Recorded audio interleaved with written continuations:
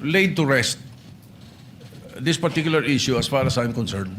Because I have been mentioned in media by members of the Senate that as Senate President daw, pinayagan ko daw yung word na ginamit is pinayagan ko daw yung NBI na pumasok dito. May sinasabi nagpakain pa yung mga ganon. Let the records, speak for itself. Ito muna sa akin, Mr. President. Early in the morning, an NBI representative came to see me and told me they have a warrant of arrest for Senator De La Rosa. I said, simply, I said, coordinate with OSA. As simple as that. Why? I didn't realize that he was coming. I didn't know that he was going to be there in the afternoon. I just thought it was a simple information given the Senate President that a member of the Senate was being issued a warrant of arrest. It was simple as that. Yeah. Kaya, hindi pa pwede, little did I know that, Senator De La Rosa, after 7 months of not being here, will suddenly come. Kaya, ganun kasimple lang yung sinabi ko. Coordinate with the OSA. So, put that to rest. Baka ang iniisip kasi, ang narinig ko, sa intindi ko, pati ang tanong ng media sa akin, pinayagan ko lang lahat yan nangyari na yan. Ako saan sinasabi ganun eh. If I had known that he was coming, if you informed me that he was coming, I would have had a different perspective. Like what happened with the CIDG when they issued a subpoena to Senator De La Rosa's office. Simple. Walang issue, walang problema. Binadala lang. Ganun lang sana, Mr. President. I would not be remiss of anything. And definitely, I will not be guilty of obstruction of justice. Like, for example, in the case of Senator Trillanes, I was majority leader. And when he was holed up in his office for I think about 1, 2 days, 3 days. But when he was issued and he was showed the warrant of arrest, sumama siya. Binasahan siya ron mismo sa opisina niya. In the case of Senator De Lima, when the warrant of arrest came and she was here, ang pinakiusap lang niya, doon sa bahay siya arestuhin para kumahanda siya ng damit at makapagpaalam. Ganun lang eh. Dito naman sa Senate, alam naman natin yan. Oh, by the way, when I said coordinate with this OSA, they know the rules. Yung pa ang binanggit ko. Exact wording ko yun, Mr. President. For the record, so that we can put this to rest already. Makapagtrabaho na tayo, kung saan na pupunta usapan. Yeah, for clarity, former Senate President, one, I asking for a report, but I remember Senator De Lima stayed in her room for a few days before that. No, so the way that they're saying that surrendered right away is she was allowed to exhaust remedy. Now, as Senator Pia, Senator Lawrence, Senator Aimee, and Mark Villar were in the room with me, it was the NBI director who said, pinayagan kami ni Senator Soto, alam niya nga arestuhin namin. Kami ba iikot sa loob at mapapasok ba namin lahat ng tao? So I corrected him. I said, kung pinayagan man kayo, they're my witnesses, I'm just Senate President. So ang sinabi ko sa kanila, assuming pinayagan kayo ni Senator Soto, hindi naman siguro siya pumayag, makipaghabulan kayo, di ba? So, yun ang sinabi. And sabi namin, ang sagot nga niya, sir, nakita niyo nung umabot na sa loob ng session hall, hindi na namin hinabol. So sabi ko, that doesn't make it less problematic. That means you have to stop, no? So, Senator Pia. You were there, so please feel free to speak. For full disclosure, I asked him after it was established na nakipaghabulan hanggang dito. So sabi niya, ni NBI Director, sabi ko sa kanila, wag silang papasok sa session hall. Sabi ko, so ang instructions nyo is hanggang lang makapasok, hanggang dun lang sa pinto bago mag-session hall, hahabulin nyo? And then, medyo hindi niya na sinagot yun. So, that's what is the logical conclusion na hanggang tumungtong sa session hall, habulin nyo, gawin nyo, because I asked, what is your objective? Na i-serve yung warrant? Yes. So, may kasamang habulan. And basically, the answer seems to be yes. And I did say yes, but and Major General no? Samonte said that at 2 p.m., the warrant of arrest was shown to former Senate President in the presence of undersigned, but copies were not allowed to be distributed. But consistent with the Senate President said, earlier this morning, NBI Chief Attorney Dongalo paid a call to the undersigned to coordinate an arrest order. As per agreement, the supposedly arrest should be effected when the warrant of arrest is presented as guidance of the former Senate President Vicente Soto. On or about 2 p.m., the warrant of arrest was shown to the former Senate President, the President undersigned, but copies were not allowed. So in the report kasi po, sir, ni Sergeant at Arms, the arrest was coordinated, not just the arrest warrant. That's why maybe the media, this was submitted during the session. Yes, but I clarified that I do not believe that the actual manner. So there are two issues, no? Was it coordinated, which they're saying that they're disputing that. Secondly, the manner in which they carried out the order. Senator... Mr. President, just to put on record, the parliamentary status is that Senator Padilla made a manifestation and he is about to be interpellated by Senator Marcoleta. And so we thank the gentleman for allowing our colleagues to interject. But before we say something, Mr. President, I just wanted to add to what our colleagues mentioned dahil yung mga usahaan natin na nagpapakamatay for the Senate institution, Mr. President, pakita natin sa kanila, Mr. President, that we are all out in defending them. Ako po, Mr. President, nandun mismo ako doon sa Senate Clinic nung dinala yung OSAA personnel natin. Mr. President, bugbog sarado siya. Dito sa video, kuha mismo ng staff ko, Mr. President, kinukuha, sinakay, pinilit isakay doon sa sasakyan. Tapos umalis. Ito, duguan na po yung ating Senate OSAA. Kaya yung totoo yung sinabi ni Senator Migs, nakausap ko si Senator JB, nakausap ko si Senator Robin, nakausap ko si Senator Jinggoy, lahat po kami talagang nagpanting ho yung tenga namin dahil, Mr. President, ito yung tao ho natin to mga kasamahan natin na nagbabantay at ginagawa lang yung trabaho. Yun pong individual na ito, Mr. President, kakaisang buwan pa lang po niya dito sa Senado. Kakatapos lang ng training niya to be part of OSAA. And yet, Mr. President, ito yung naranasan po niya sa Senate premises, Mr. President. Kaya hindi lang po yung medical treatment ang aming hinihiling, Mr. President, pati ho legal, Mr. President, ibigay natin what we can do. Because, Mr. President, kung walang magpa-file ng kaso sa mga ito, ako mismo maglilid to file cases against these people, Mr. President. Thank you, Mr. President, and may we now recognize Senator Rodante Marcoleta for his interpellation. Thank you, Mr. President. Thank you. May I just state, Senator Padilla, so all of this is preliminary. An investigation is going on administratively, but yun nga, I urge the Committee on Rules to take charge so that we can get all of the facts because apparently, even with just 24 senators, history repeats itself. I mean, there's been several senators arrested, attempted to be done here. And that's historical. Even during the first parliament, ginagawa ng mga reyna yan, hinaharas minsan, or minsan legitimate. So anyway, thank you for bringing it up. And you have the floor, Senator Padilla. Ginoong Pangulo, gusto ko lamang pong ibalita sa ating mga kasama na naging maganda po ang responde ng Commission on Human Rights sapagkat kaninang umaga po nakipagpulong sila sa atin at nakipagpulong po sila sa USAA at kay Senator Bato de la Rosa patungkol po sa nangyari na karahasan at pang-aabuso sa karapatang pantao ng ating mga kasama dito sa Senado.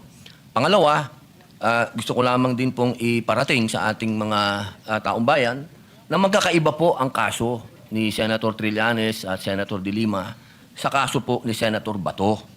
Dahil si Senator Bato, ang warrant po niya ay hindi galing sa Pilipinas. Ang warrant po niyan ay galing sa ibang bansa, sa isang dayuhang korte. Ito po ay malayo doon sa usapin na sila, ang kustudiya po ni Senator De Lima at ni Senator Trillanes dito lang sa Pilipinas. Ito pong mangyayari kay Senator Bato ay dadalhin po sa ibang bansa. Medyo yung po pag-isipan nating mabuti. Dapat bang mangyari muli ang nangyari kay dating Pangulong Rodrigo Roa Duterte? Dapat bang mangyari pa yan muli sa isang Pilipino? Yun lamang po, sana alam natin ang pagkakaiba ng warrant galing sa Pilipinas at warrant sa isang korte lang ng ibang bansa. Yun po, maraming salamat po. Point of order, Mr. President. Point of order, Mr. We were going to Point of order. recognize Senator Marcoleta, but this is a point of order, Yes. so we recognize Yes, Senator Mr. Padilla. President, my understanding is this matter was already referred to the Committee on Rules. And any on all such manifestations should have been referred to the Committee on Rules. Senator Pangilinan, Senator Lacson gave several privileged speech, even if the matter was already referred to the committee report. I understand, Mr. As a matter of President. tradition, I understand, Mr. we allow that. Ginoong Pangulo, nilabas yung warrant of arrest kagabi lang, tapos na tayo dito. I Yes, that's why understand. this... Na sinabi po na yung warrant of arrest ay tunay. I understand, Mr. President, and therefore I'm appealing that perhaps this matter should be tackled in the committee rather than in this in plenary so that we can address other concerns, Mr. President. The appeal- And the for the appeal- record, Paano natin pag-uusapan yung ibang... And for the record, Mr. President, I still have the floor. And for the record, Mr. President, we voted against resolution number 44. So to say that we have this resolution, yes, but there are senators who voted against it. And therefore, it is not necessarily our agreement with the points being raised by the good senator from Camarines Norte. For the record, Senator Padilla did mention a while ago that he doesn't take it against, and he acknowledges that some senators voted against it, and it's on the record. Having said that, the appeal is noted, but I just like to mention that we usually give each other leeway depending on the importance of the matter, and the threat to Senator Bato is live. There's been no official communication that he is free until a Philippine court issues a warrant of arrest. No? So I ask the patience of each member, but acknowledge the statement and the interpretation, the proper interpretation of the rules by Senator Pangilinan. So you May may we ask proceed, Senator Secretary. Marcoleta, Mr. President? Yes, Senator Marcoleta, you're Been now waiting for recognized. quite a while. Salamat po, Mr. President. Kahapon pa po ako naghihintay. Ang dami na po kasing nagsalita. Sana po kung sino naman yung nauna na nagsabi, pakiunan nyo naman po. Sa akin lang po, nagpo-point of order po tayo, pero tayo rin naman po nagbabiolate ng ating patakaran. Nangyari po kasi yung nangyari kahapon, Mr. President, sa kasaysayan ng institusyong ito. Nakita ko po, Mr. President, kung paano ginawa ng mga NBI yung ating pasukan. Gumawa po sila ng checkpoint. Sa akin pong palagay, magmula po nung panahon ng Philippine Assembly, hanggang ngayon, wala pa pong nangyaring gano'n. Dahil po sa respeto sa tatlong dakilang nagkakahating bahagi ng ating pamahalaan. Ang executive, legislative, at saka yung judiciary. Ngayon lamang po nagkaroon ng ganitong insidente kung paano niyurakan ang dangal ng institusyon na tayo pa po ang naririto. Mr. President, gusto ko po sanang magtanong ng ilang mga bagay sa ating kasama, sa kanyang mga tinuran na pangyayari, kaugnay po ng tangkang paghuli kay Senator Bato. Yun ang Pangulo, mas maganda pong makatanggap tayo ng mga katanungan sa ating kasamang kahapon pa nag-aantay. Salamat po, Mr. President. Please proceed unless you want to postpone that till tomorrow. Mr. President, Your Honor, kanina po ay marami rin pong gustong magtanong sa akin ng mga miyembro ng press. Bagamat tinangka ko po na wag munang umarap sa kanila dahil minsan po, imbes na makapag-clarify ka, lalo pong dumadami po ang mga issues. Kaya ako na pong nagpilit na parang iniiwasan ko na po. Kaya lang, hindi mo po maiwasan. Sa dami po nila, talagang hahabulin ka po eh.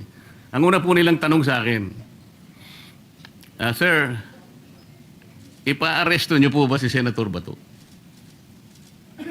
So sagot ko po, Mr. President, tanong din. Ikaw, kayo, gusto niyo ipa-aresto? Ang sagot sa akin, hindi po, kayong tinatanong namin kasi kayo po ang nandito. Hindi, tinatanong ko rin kita kasi Pilipino ka. Gusto mo bang makita ang isang senador na ibinoto ng sambayanang Pilipino? Aaresto yun sa loob mismo ng Senado? Hindi po. Okay, kung ikaw hindi, di lalo na ako. Kayo po ba'y na-interview rin ng gano'n? Opo, Sir President, nakakagulat po sapagkat ako po din mismo, mahal na kasama at idolo namin, Senator Marcoleta, nagtataka din po ako sapagkat marami po sa mga tanong sa ating ibinabato. Parang tayo pa ay may kasalanan sa pagbibigay natin ng masasabing lugar sa ating kasama dito sa Senado. Samantalang meron naman po tayong adopted resolution number 44. Ako po yung nagtataka talaga bakit ang mga tanong ay para bang tayo ay harboring kagad ng kriminal. Ginoong Pangulo, Your Honor, yung nangyari po kahapon, mas naniniwala po ako sa dating Pangulo natin, Senator Soto, sa kanyang sinabi. Nung tinanong ko po siya kahapon, habang nagmimerienda po tayo, nung tayo nakasuspindi pa, sabi ko, Mr. SP, nung pinuntahan ka ba ng NBI, pinakita sa'yo yung warrant of arrest? Nakita mo ba? Hindi, sabi niya. Ako po naniniwala na talagang hindi nila ipinakita yung warrant of arrest sa ating dating Pangulo ng Senado. Ang ating pong miyembro ng press, Sir President, mahilig lang silang tanong ng tanong eh. Pero yung basic yun ang ayaw nilang tanungin eh. Halimbawa si Trillanes, winawagayway niya, ito ay kayong warrant to. Ayaw man lang, bakit hindi nila suriin? Pwede po bang makakuha ng kopya niyan? Kasi po kahapon, Sir President, Your Honor, nung makausap natin ng NBI Director, pwede mo ba kaming bigyan ng kopya ng warrant of arrest? Pwede mo rin ba kaming bigyan ng communication between the ICC and the Interpol?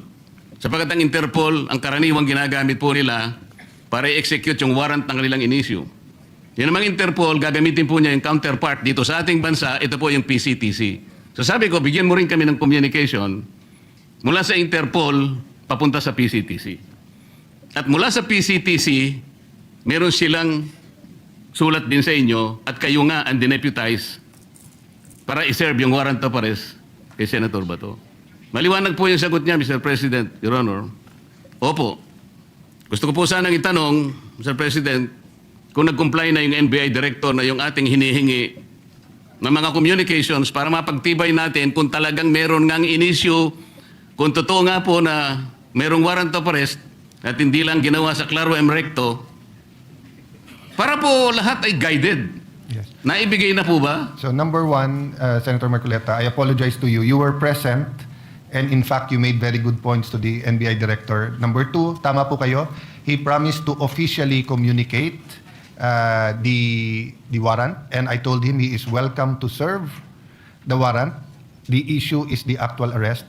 So I asked my staff as to my office, wala. To our secretariat, may na-receive ba tayo from the NBI? Wala pa. So, Yeah, wala pa. Mr. President, Your Honor, doon lamang po sa simpleng requirement natin, dahil nung gabing yun, ang sabi niya, hindi lang niya dala, nasa sasakyan niya. So, hindi na natin siya pinilit, dahil yung sasakyan niya nasa labas. Pero, Mr. President, Your Honor, alasing ko na po eh. Yung po bang mga requirements na yun, simpleng-simple po para matukoy lang natin kung talagang merong warrant of arrest. Bakit hindi po hanggang ngayon ay naibibigay ng NBI na sila pala, allegedly, ang dineputize ng kung sino-sino na iserve ang warrant of arrest sa ating kasama? Bakit po? O baka nga po wala eh. Ito yung pinaka-problema. Ang dami pong kumakalat na issue sa labas. Tinatago raw natin. Meron pa pong nagsabi kung sino-sino na yung pagkup-kup daw po natin, yung ginamit natin, yung inadapt nating resolution number 44, sabi ni Trillanes, obstruction of justice. Yan po yung mga pinagsasabi nila. Your Honor, alam niyo po ba yung statement ng Permanent Mission of the Republic of the Philippines sa United Nations noong 79th session of the UN General Assembly? Ba, napakaganda po yan. Mas maganda po, basahin niyo po sa amin. Kasi hindi mo pa alam, di ba? Opo. Salamat po, Mr. President. Ito po kasi may kaugnayan sa pinag-uusapan natin eh. Ito pong 79th session of the UN General Assembly ay may kinalaman po sa pagde-define ng scope and application of the principle of universal jurisdiction. Ito po yung naganap, Mr. President, on October 16, 2024. Kasi po, bilang tayo po ay permanent member ng United Nations, tinanong po nila yung ating posisyon. Paano ang pagkakaintindi mo sa principle kanya and application of universal jurisdiction? Ang sabi po ng Pilipinas, Mr. President, Your Honor, kami po sabi niya the general rule is that jurisdiction is territorial. Universal jurisdiction is an exception grounded on the need to preserve international order. Tama naman po yun eh. Ang pinag-uusapan po na, sinight po ng ating gobyerno, Mr. President, yung Section 17 ng Republic Act number 9551. At sinasabi po nila doon, sabi po ng ating permanent mission, Section 17 of RA number 9851 specifically provides for the Philippine jurisdiction over persons, whether military or civilian, suspected or accused of a crime defined and penalized under Republic Act 1951, regardless where the crime is committed. Sa mga tweet, Tayo na po ang nagsabi sa United Nations na tayo po yung merong jurisdiction. At sinama pa nga po yung Section 18 na kung saan ang Regional Trial Court po ang merong jurisdiction. Primary and exclusive jurisdiction. Kanina po, Mr. President, Your Honor, binanggit po ninyo, yung warrant of arrest kasi kanya galing sa korteng hindi sa domestic nanggaling. Nanggaling naman talaga raw sa ICC. Ipagpalagay na po natin, Mr. President, na totoo nga at hindi peke yung warrant of arrest. Kunwari valid. Ang sinasabi po ng ating batas, Mr. President, isasagawa mo lang ito sang-ayon or in accordance with the extradition laws and treaties obtaining in this country. Mr. President, wala po tayong extradition treaty sa ICC for the simple reason that ICC is not a country. Wala rin po tayong treaty sapagkat nag-withdraw na po tayo sa ICC. O paano niya po i-apply yung kanilang warrant of arrest? Ang jurisdiction po ay atin na. Mr. President, Your Honor, on May 10, 2026, ang ating kasama, Senator Bato, was served a subpoena by the CIDG for the alleged crime of EJK. Ano po ibig sabihin nun, Mr. President? Yung pag-serve po nag-subpoena, na-operationalize na po, active na po yung kaso, kahit nasa investigative and prosecutorial stage pa lang, ibig sabihin, our National Prosecution Service is already actively on the case. Paano po papasok ang ICC? The core function of the ICC, Mr. President, is under the principle of complementarity. Ibig sabihin, kung meron pong local court na gumagawa na po ng kanilang tungkulin, wala na pong pakialam ang ICC. Nang nangyari po, aktibo na pong pinupurso ang kaso, allegedly, EJK sa ating kasamahan. Papasok pa uli ang ICC. Sarili po ba nilang prinsipyo ay kanilang babaliwalain? Papayag ka pa doon, Mr. President, Your Honor? Hindi po tayo dapat pumayag. At katunayan nga po, katulad po ng sinasabi ng ating ibang kasama, na ito daw ating pinag-uusapan, ay wala daw itong kwenta. Napaka-imposible po nun. Sapagkat itong ating pinag-uusapan, katulad po ng sinasabi ninyo, soberenya ito ng Pilipinas. Kung sa paniwala po nila, ay hindi. Pero sa paniwala po natin, sayang yung bandila na yan. Kung tayo po ay magpapasakop sa isang korte lamang, na hindi naman isang bansa, at uutusan tayo na isuko ang isang senador sa kanila. Salamat po sa inyong sagot, Mr. President, Your Honor. At nung tinangka po nila na mag-serve daw ng di umano ay warrant of arrest, Mr. President, bakit po ang nagsisilbing process server ay si Antonio Trillanes?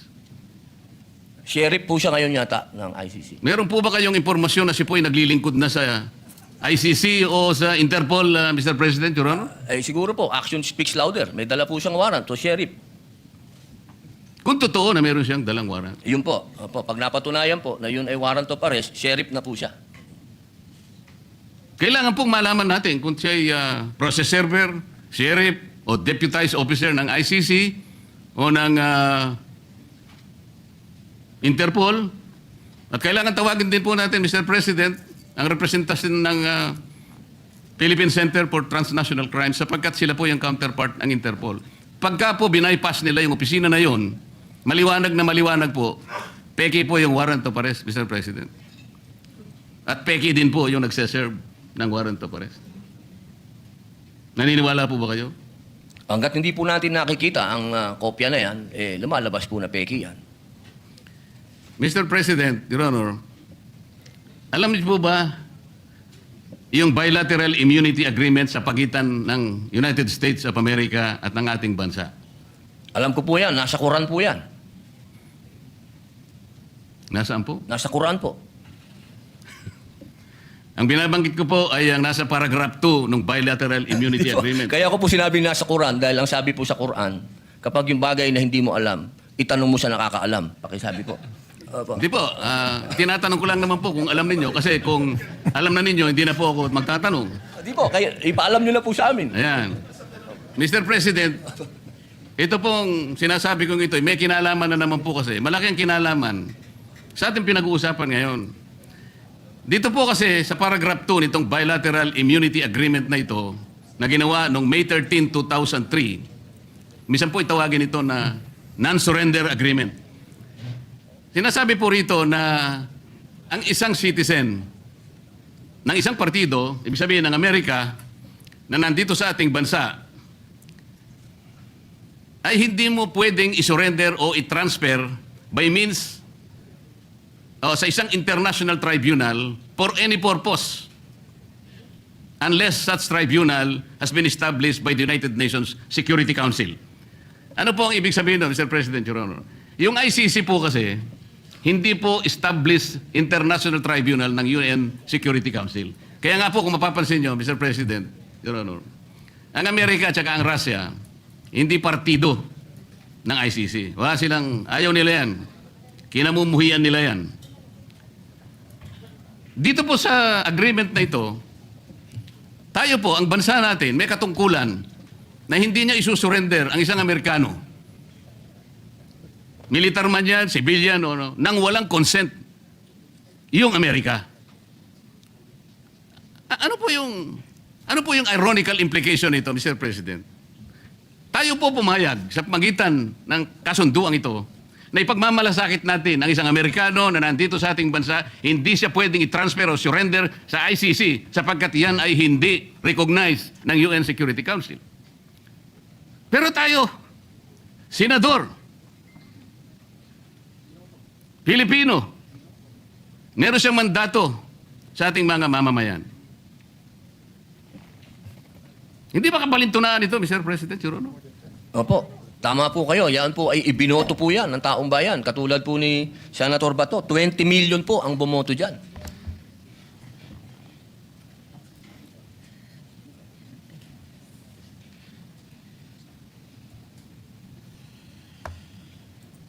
Kaya ko lang po tinatanong, Sir President,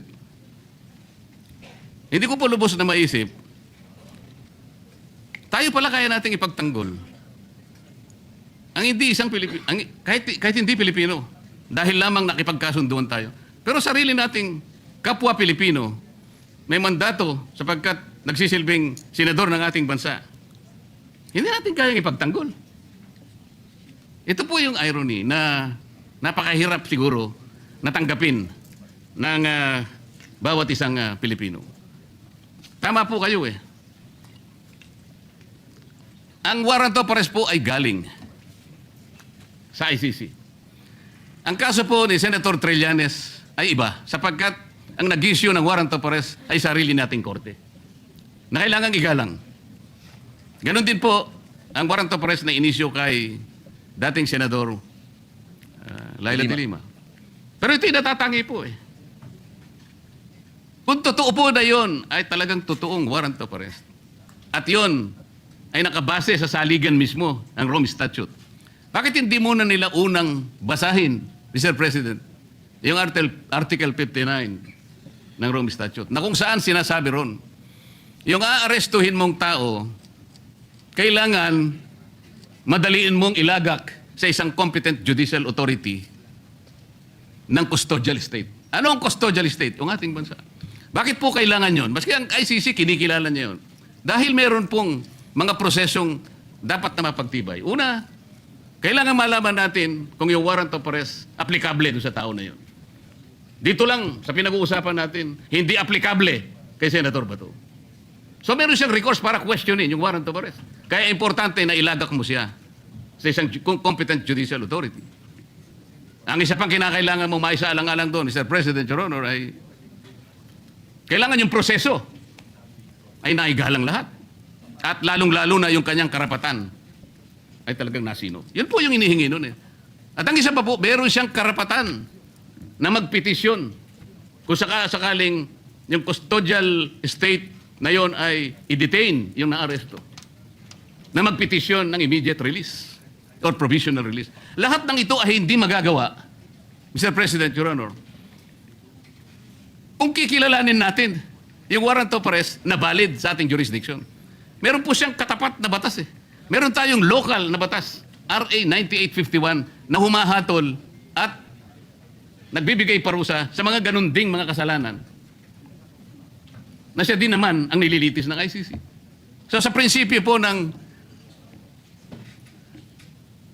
complementarity, Mr. President, maliwanag na maliwanag po na nasa jurisdiction na po ng ating lokal na mga hukuman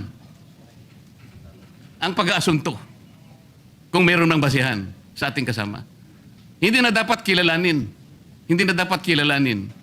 yung ICC sapagkat ang batayan lang nila ay yung tinatawag na principle of complementarity. Malinaw po na nangunguna po, may primary po jurisdiction ang ating lokal na korte. Exclusive and primary jurisdiction, yun po importante.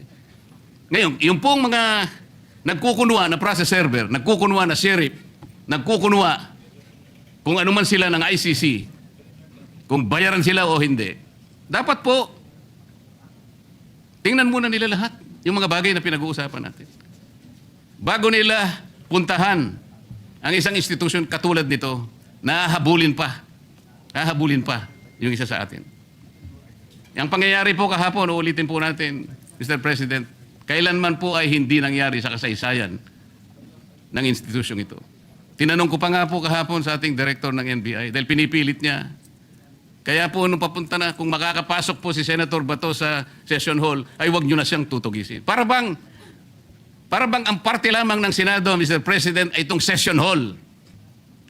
So nung tinanong ko, bakit po yung parking area namin na kung saan nagsimula ang habulan? At saka yung mga hagdanan na hindi ba parte ng institusyong ito?